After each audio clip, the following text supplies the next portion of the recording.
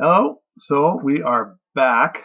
Last time we talked about stress and how by reducing your stress you could potentially release quite a few pounds of fat. Now, one of the biggest stressors the body has to deal with is toxins, and there's just so many toxins in our environment today. The Mount Sinai School of Medicine have identified 167 different toxins in the average human body. So these toxins include pesticides, herbicides, aldehydes, PCBs, there's phthalates, there's lead, arsenic, jet fuel, trans fats. There's just so much dangerous stuff out there that we come into contact with every day. So one example, check this out. If you buy all your fruits and vegetables from just a typical grocery store, and they get it from farms that are growing farms in the current conventional manner, what has been discovered is that you could be drinking up to 1 full gallon of pesticides over the course of a year. That's a big gallon of pesticides in a year. Now, if you were to sit there and drink that all at once, you'd be dead within 60 seconds and there'd be no possible way to revive you. That is how nasty this stuff is. So if you can't drink it all at once, what makes us think that it's okay to drink over, a year's time? There's just nothing good about that.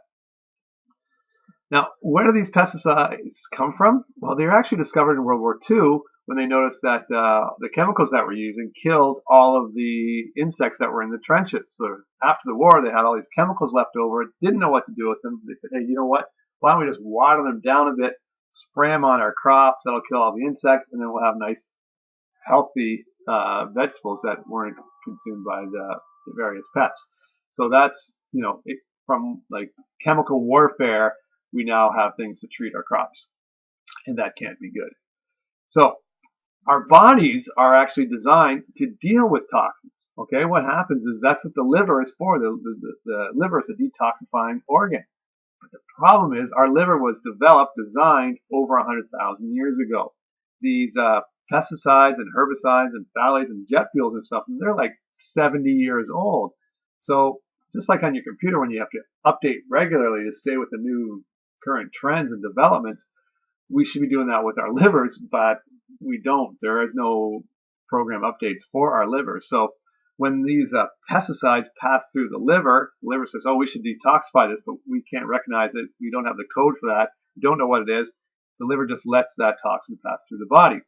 Now, like I said, we can't drink a gallon of this at once because if it's in too great a concentration, we'll die. So what our body does to protect us from these toxins is it encapsulates the toxins in fat and just stores the fat away where it's nice and safe and it theoretically can't harm us. But the problem with this fat is fat likes as much company as it can get. And so the fat releases a hormone called obesogen. And what that obesogen does is it causes your body to produce even more fat.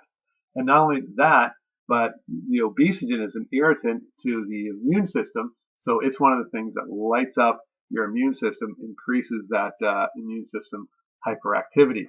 So it's just a really stupid, serious, nasty, negative loop of more and more fat being deposited on your body, and especially around your organs. That's called visceral fat. And it's just like I say, it's a really nasty negative loop. So there's a few things that we need to do, and I'll talk about that in the next video for dealing with these toxins in our body, because they're definitely not things we want to have in there for too long. All right, that's that. Check out the next video, and hopefully I'll answer all the questions that may be coming to you right now. All right, thanks. Bye.